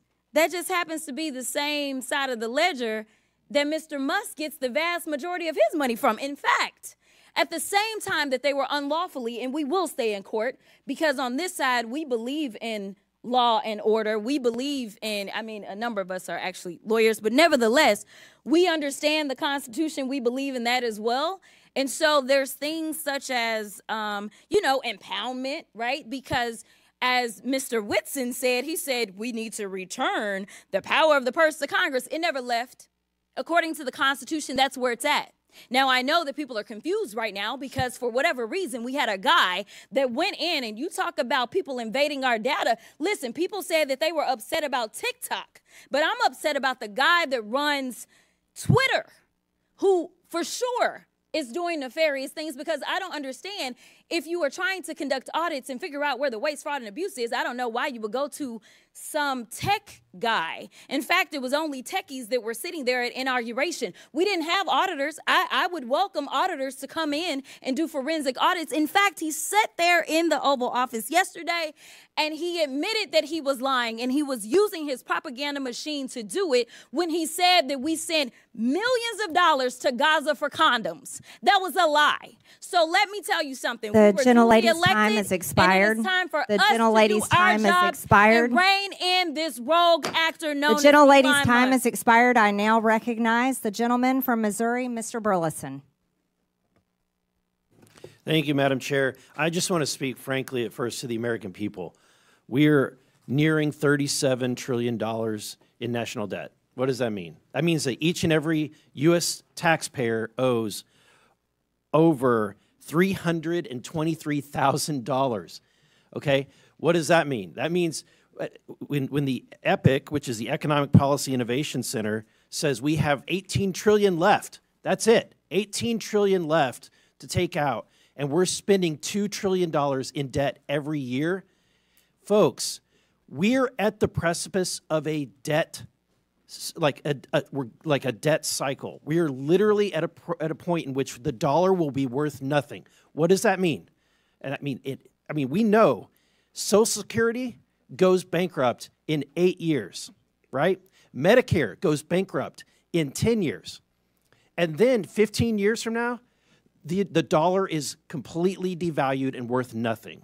So what does that mean? That means your pension, the money in your bank, your savings is nothing. It's worthless. So what are we doing? We're trying to save this country. We're trying to save your pensions. We're trying to save your bank accounts. We're trying to save this country for the next generation, and it would be nice if we had help. But instead, we have people that are fighting us on this. And, I think that I would hate to be in the Democratic Party right now because you're in a really bad bind. You're having to defend all of this crazy spending, all of this crazy waste. So how do you do it? You do ad hominem attacks. You attack the messenger. Oh, Elon Musk, right? He's rich. He must be evil, right? That's the attacks. Really, you can't do any better than that, right? Let's talk on the policy. Help us. We're trying to save this country. This is what, and Elon Musk, who's making no money doing this, is trying to save this country. Why? Because he has invested in the United States of America more than anybody, right? So I think that we should embrace it. In fact, not a single company, governor of any state would ever turn down Elon Musk and his team of DOGE from coming in and providing free services to right the course and financially in any state or organization. It's ridiculous that we would demonize someone that loves this country so much. Mr. Whitman, the formation of agencies via the executive action is not new, right? The formation of DOGE is not new. Can you, are you familiar with any other previous presidencies where they've formed organizations like DOGE via executive action? Yeah, so actually the agency that DOGE is occupying is one that was created in a previous administration, so it is something that happens routinely.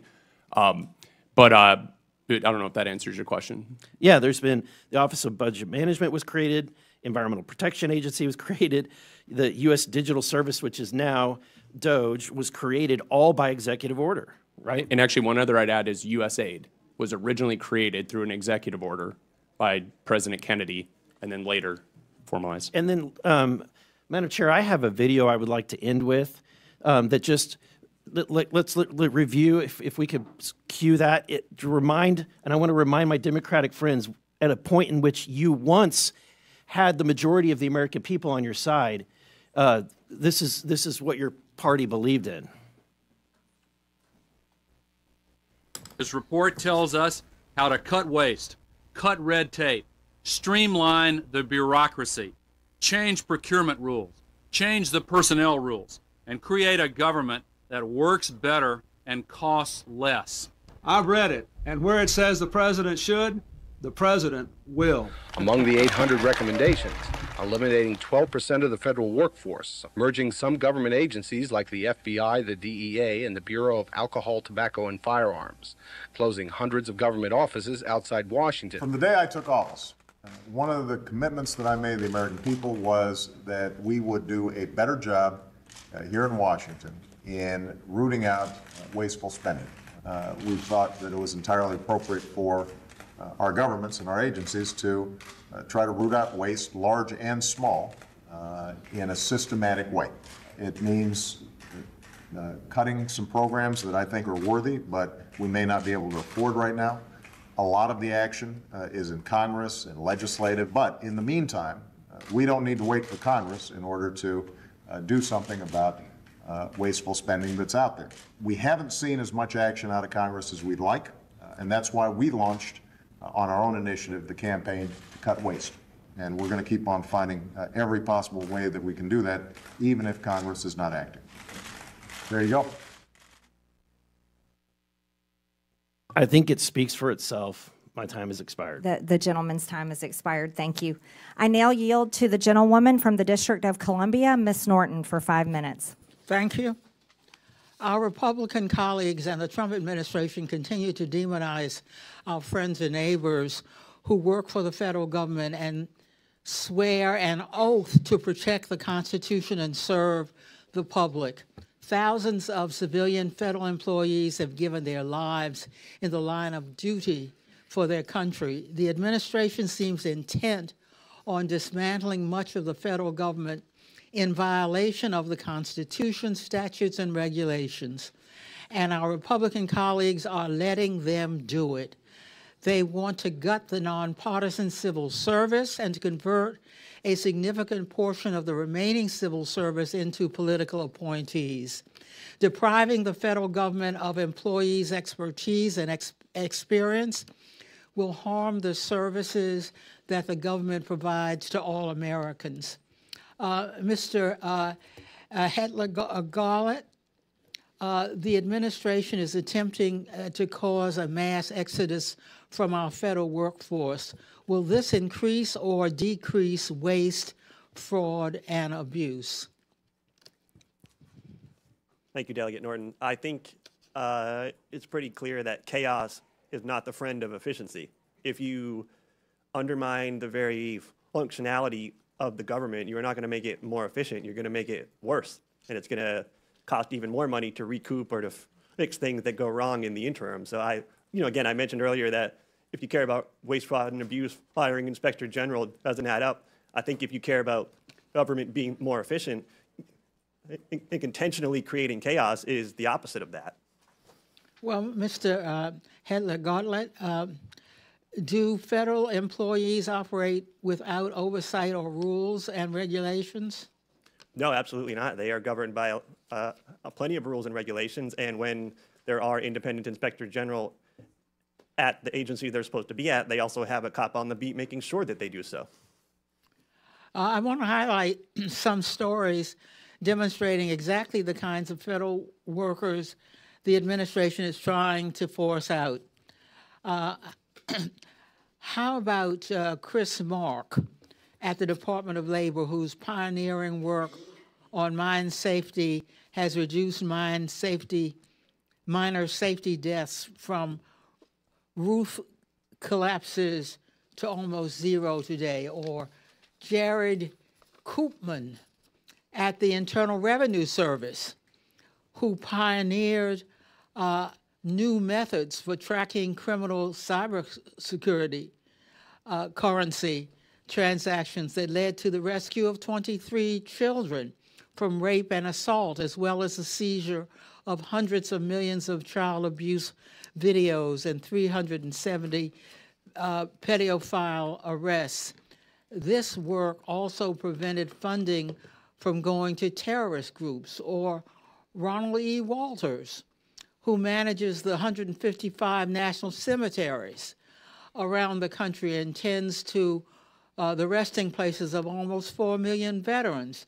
These are just a few of the federal workers who serve Americans every day. The workers are wildland firefighters, border guards, doctors, nurses, food inspectors, air traffic controllers, and law enforcement that do their civic duty, often despite the fact that they could make such more in the private sector. Thank you, and I yield back.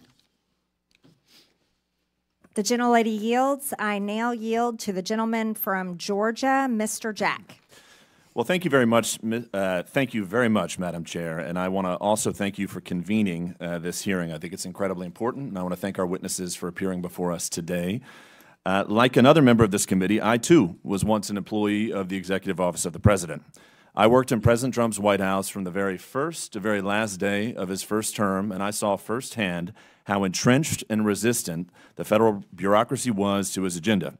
So it's no surprise that today a few of my Democrat colleagues have continued that trend by using their time to bash Elon Musk instead of discussing ways to work together to advance a bipartisan cornerstone of President Trump's agenda, the mission to finally eliminate waste, fraud, and abuse. And I just took a rudimentary count of the Dems' testimony, or rather comments today, and I've got 27 mentions of Elon Musk and 3 mentions of waste. And I don't know if that's, in fact, the right count. Encourage anybody to fact check me, but I think it illuminates and illustrates one of the problems that we're facing, which is a lack of bipartisan effort to address these critical things that, waste, fraud, and abuse is something that should be bipartisan. The chair noted that in her opening remarks.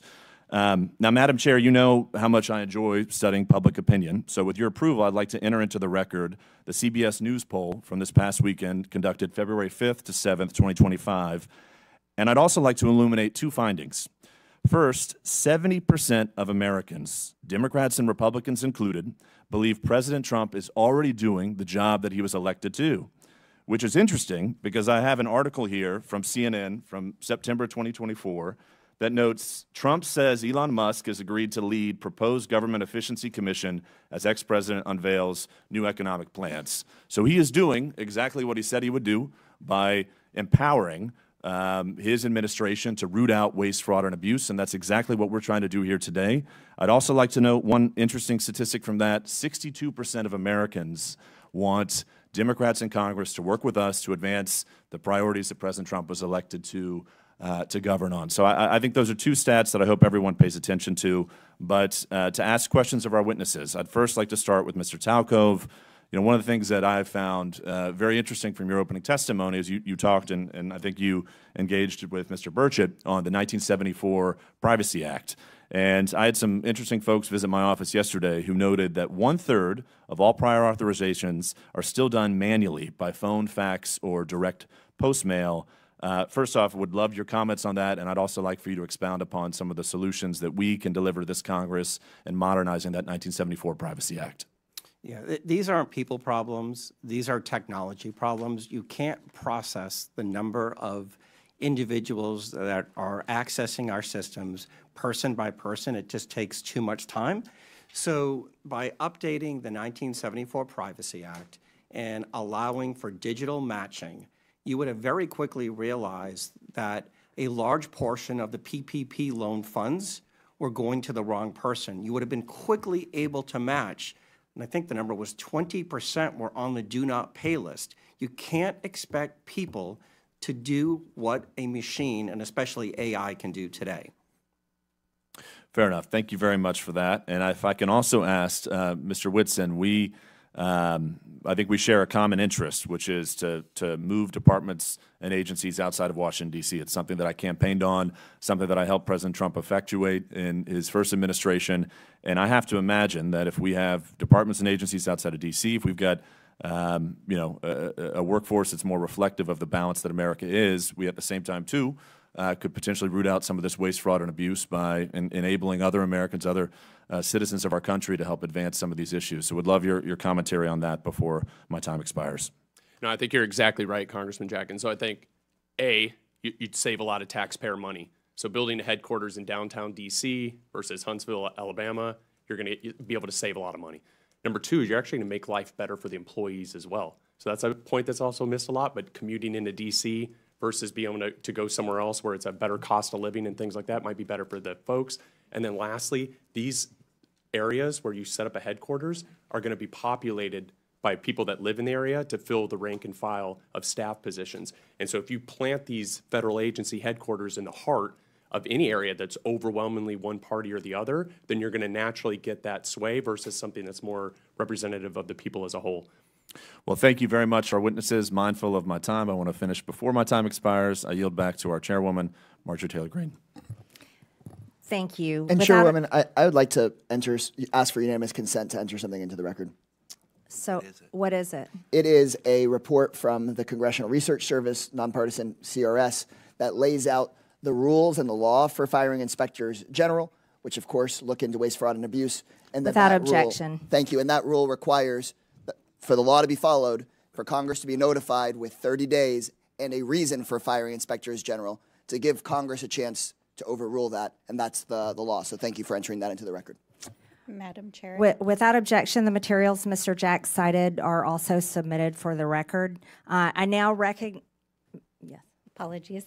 While we're on it, I'd also like to ask for unanimous consent to submit for the record 2 items. One is a statement from the AFL-CIO, Department of People who work for a living with views on working people to make the government work. And the second is a statement from the Center for Responsibility and Ethics in Washington on ways to combat waste, fraud, and abuse in the federal government. Without objection, so ordered. I now recognize the gentlelady from New Mexico and Ranking Member Ms. Stansbury for 5 minutes. All right. Well, thank you, Madam Chairwoman, and thank you once again to all of our witnesses for being here to testify. Thank you to my colleagues. We are going to have so much fun in this committee, this Congress. I actually appreciate the video that was shown just a few moments ago, because when I worked at the Office of Management and Budget, I actually worked on the waste EO that was referenced that President Obama signed. But there is one fundamental difference between the presidents and vice presidents that were shown on that video and what's happening today, and that is that they followed the law. So my colleagues across the aisle who are asking us to get out of the way and stop trying to block things in the courts, let me tell you, we do not work for an unelected billionaire like apparently this guy does. We work for the American people. And so if an unelected, unvetted individual private citizen is hacking our government systems, breaking the law, firing federal employees, dismantling statutorily created agencies, withholding funds, we are going to fight you in the courts. And I'm actually really sad that my dear friend Mr. Burchett left, because I want to talk about that gravy train on biscuit wheels that he just talked about, because that gravy train is not the federal workforce. It's the billionaires that are trying to hack that system right now, and which unfortunately my colleagues right now are working on a reconciliation deal to cut Medicaid, to cut Medicare, and use that money to give to tax breaks to their billionaire buddies. That is the gravy train that is actually going on here.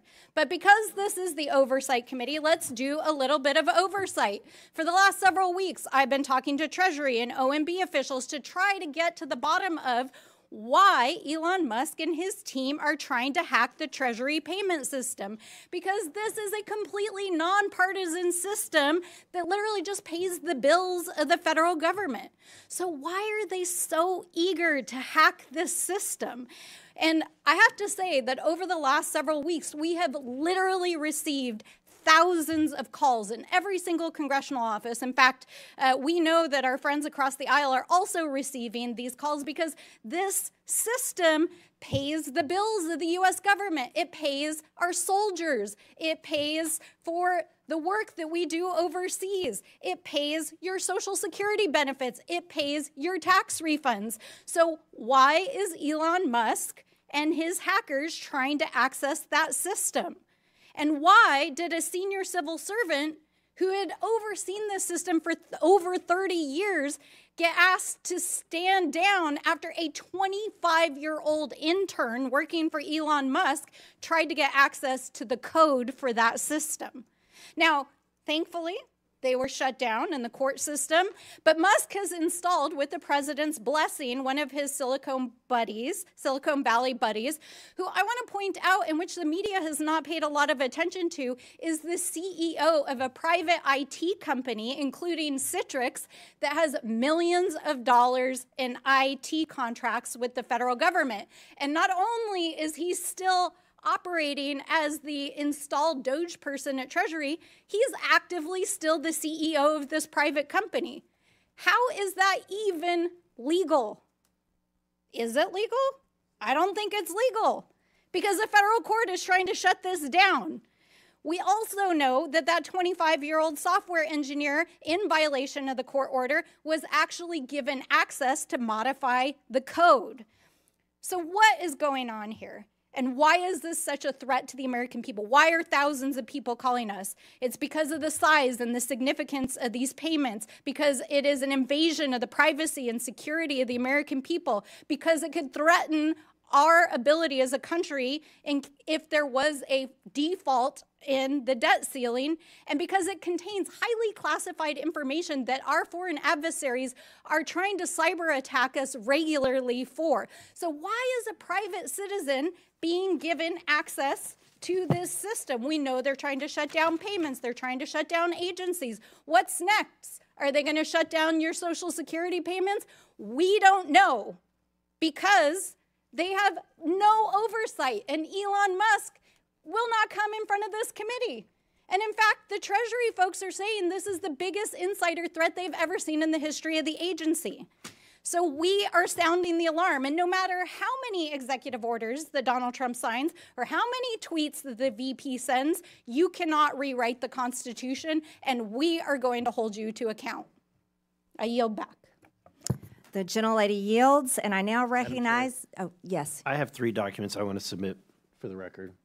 The What first document is the Constitution, Article 2. I would like to submit that for the record. That clearly spells out the president's authority. I would also like to submit for the record 5 U.S. Code 3161, the employment compensation of employees, which clearly spells out his authority to create DOGE. And then I want to submit for the record the executive order that Trump issued on January 20th of 2025, establishing DOGE officially. Without objection, so ordered. I now recognize the gentleman from Texas, Mr. Gill, for 5 minutes. Thank you, Madam Chair, and thank you for hosting this committee. If we've learned anything so far, it's that Republicans want to cut waste, fraud, and abuse from our federal government and save taxpayer dollars, and Democrats want to grandstand and play politics. We can see right now, even, of the 6 Democrats on this committee, only 1 can even be bothered to stay for the duration of this hearing. All we've heard about for most of this hearing from the other side of the aisle is Elon Musk, Elon Musk, Elon Musk, unelected bureaucrat. And I'd like to ask if Democrats really care about unelected bureaucrats making decisions over our lives, where were they whenever their god, Anthony Fauci, was forcing vaccine and mask mandates on the American people for 4 years during the, during the COVID crisis? Where were they whenever unelected Alejandro Mayorkas was facilitating the invasion of our country by illegal aliens who were murdering and raping and pillaging our people? Where were they whenever the Secretary of Education, unelected Cardona, targeted states and schools and people who were disagreed with his view of the radical left's transgender ideology? Where were they whenever Gary Gensler, former chairman of the SEC, also unelected, was lawlessly thwarting the development of financial markets, particularly in the crypto space, by lawlessly pursuing regulation via enforcement? They were nowhere to be seen because they don't care, because all of those things benefited their side of the aisle at the expense of ours. And perhaps that's also why they don't seem to be very interested in rooting out improper payments from our federal government. If you wonder why so many people are cynical about American politics, this is it. This is exactly why. The reality is that Elon Musk serves as an employee of the president, and we were given a massive mandate to carry out what he's been doing. His job is to carry out the will of the American people as expressed through the executive. That's exactly how the Constitution is supposed to work. The Constitution did not create an unelected, unaccountable 4th branch of government in the administrative state. The American people know this. My colleague Brian Jack discussed some of the opinion polls recently. We are doing, and President Trump is doing, exactly what he was elected to do. And that's why he's polling at a 53% approval rating, higher than he was at any point during his first administration. Even Elon Musk and his DOGE efforts now are polling at a 49% approval rating, which, just to point out, is 16 points higher than President Biden was polling at whenever he finished his term in office. The Democrat Party has for decades systematically grown and weaponized the administrative state against the American people, and the American people have had enough of it. Right now, we're talking about $2.7 trillion in improper payments since 2003. We're uncovering what could be the biggest money laundering scandal in American history. And the other side of the aisle could care less. They have no concern about where this money went, to what entities it went, to what governments, to what people or groups, nothing. All they want to talk about is Elon Musk incessantly. So it does make me wonder, if they don't care about where it's going, do they have an idea? Because what we've uncovered so far is that so much of the waste, fraud, and abuse of our federal government is actually funding their side of the aisle. It's funding media outlets that are running cover for Democrats routinely. The NPR, PBS, the BBC, Politico. It's going to fund left-wing NGOs that are facilitating the invasion of our country. It's going to fund left-wing transgender activism and sex changes all over the globe. This is money that's being used, taken from the American people, and used against their interests. If you care about rooting out waste, fraud, and abuse, we should be serious about this. I'm very excited to be on this committee. I'm excited to expose what's going on. Thank you, Madam Chair, and with that, I yield. The gentleman yields. In closing, I want to thank our witnesses again for their testimonies today. I now yield to the ranking member for closing remarks. Thank you, Madam Chairwoman. Well, I never thought so many conspiracy theories and wild accusations could be wound into one 5-minute speech, but I appreciate my friends across the aisle. First of all, let's talk about this massive mandate that supposedly brought Donald Trump into office.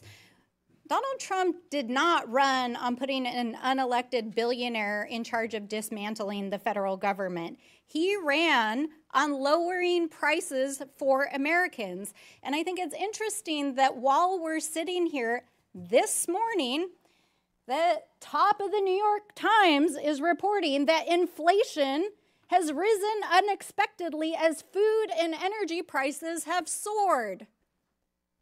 What's going on, guys? I thought you were going to tackle inflation and food and energy prices. Isn't that what the executive orders were supposed to do? Oh, wait. Or is dismantling diversity, equity, and inclusion in our federal agencies and putting an ideological agenda and trying to fire the federal workforce your actual agenda? Have you been too busy trying to actually address the fiscal health of this country? Because the numbers are telling us that you have. So let's be real about what's going on here. I also want to point out that literally while we've been sitting here for the last almost 2 hours getting lectured on fiscal responsibility, literally the Republicans just released their plan to raise the debt limit while we were sitting here. And they want to raise it by $4 trillion. Okay, guys, like literally, I'm just like without words. Inflation is going up. You want to raise the debt ceiling by $4 trillion. You want to gut Medicare. You want to gut Medicaid. You're talking about going after Social Security after promising that you wouldn't. I mean, really, what the heck is going on here? We're not trying to take down Elon Musk as a businessman. This dude is literally breaking the law inside of the federal government. And for a party that is supposed to be the party of law and order, in quotes, I really do not see you holding him accountable and doing your most basic constitutional responsibility in the separation of powers. So, I want to end where I started. We are the Oversight Committee. We are the People's House for the United States of America. We represent the American people. And so, Mr. Elon Musk, if you would like to appear in front of the Oversight Committee, you have been duly invited. Please, come tell us what you're doing. Come testify in front of the American people. And please, come hold yourself to account. With that, I yield back. The gentlelady yields. I now recognize myself for closing remarks.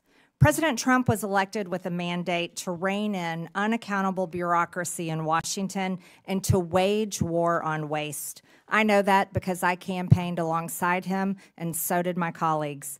This hearing was the first battle of that war, and in the coming days, the subcommittee will release a report with legislative solutions to the problems we have identified here today. We aren't going to wait all the way until the end of this Congress. We're going to get to work immediately. The bureaucrats who have run Washington for decades are beyond the point of forgiveness. Their sheer incompetence and pure spite for the hardworking American people have resulted in total failure. The federal government has made over $2.7 trillion in improper payments since 2003. Including $236 billion in 2023 alone. Those are trillions of dollars that honest Americans have paid in taxes at gunpoint over the years. As we approach April 15th, Americans are once again preparing to do their taxes and fork over their unfair share of money it takes to run this country. And I have to tell you, the American people have not been getting their money's worth for a long time. Most improper payments in recent years were issued through 5 programs: Medicare, Medicaid, the Earned Income Tax Credit, Pandemic Unemployment Insurance, and the Paycheck Protection Program. But a total of 16 federal programs had improper payment rates of 10% or more in 2023. That includes SNAP, the federal food stamp program, which paid out $10 billion taxpayer dollars improperly.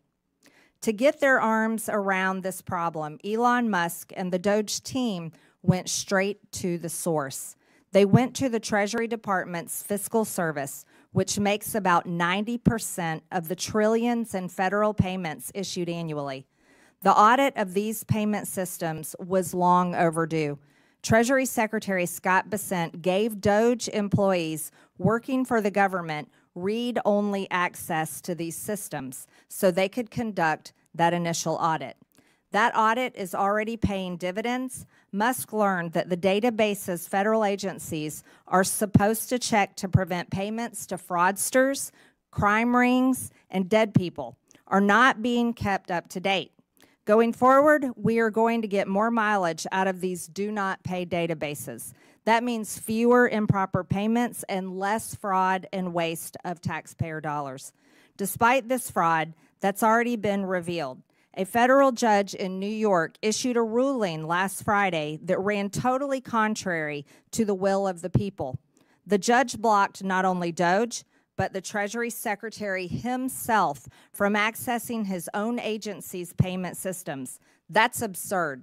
Only career Treasury Department unelected bureaucrats can access the system, the judge ruled. This turns the Constitution on its head. We will hold this judge and others who try to stop the will of the people and their elected leaders accountable. As is written in the Federalist Papers, the judiciary has no influence over either the sword or the purse, no direction either of the strength or the wealth of the society. It may truly be said to have neither force nor will, but merely judgment, and must ultimately depend upon the aid of the executive arm for the efficacy of its judgments. But the whole D.C. swamp is freaking out that the unelected officials from DOGE were allowed access to these systems. That makes no sense. Federal judges were not elected. The Treasury bureaucrats were not elected. And they have failed to fix the problem that is enabling American taxpayers to be robbed. So why not bring in skilled outside experts like private companies and private citizens who are successful in the real world to do everyday work that we need to get done here, like audits? Of course, federal payment systems are only one link in the improper payment chain. We need to look at other links in the chain. We need better front-end identify verification to screen out fraudsters, and we need to close eligibility loopholes. That means not letting applicants self-attest to their own eligibility. And it means ending categorical eligibility, which lets someone who fraudulently qualifies for one federal benefit automatically get other federal benefits. Finally, we need to better coordinate fraud prevention efforts between federal governments and the states. These are all issues that we will be taking a hard look at in this committee and coming up with solutions to, including legislation and referrals to committees of jurisdiction that will deliver for the American people. With that and without objection, all members have 5 legislative days within which to submit materials and additional written questions for the witnesses, which will be forwarded to the witnesses. If there is no further business, without objection, the subcommittee stands adjourned.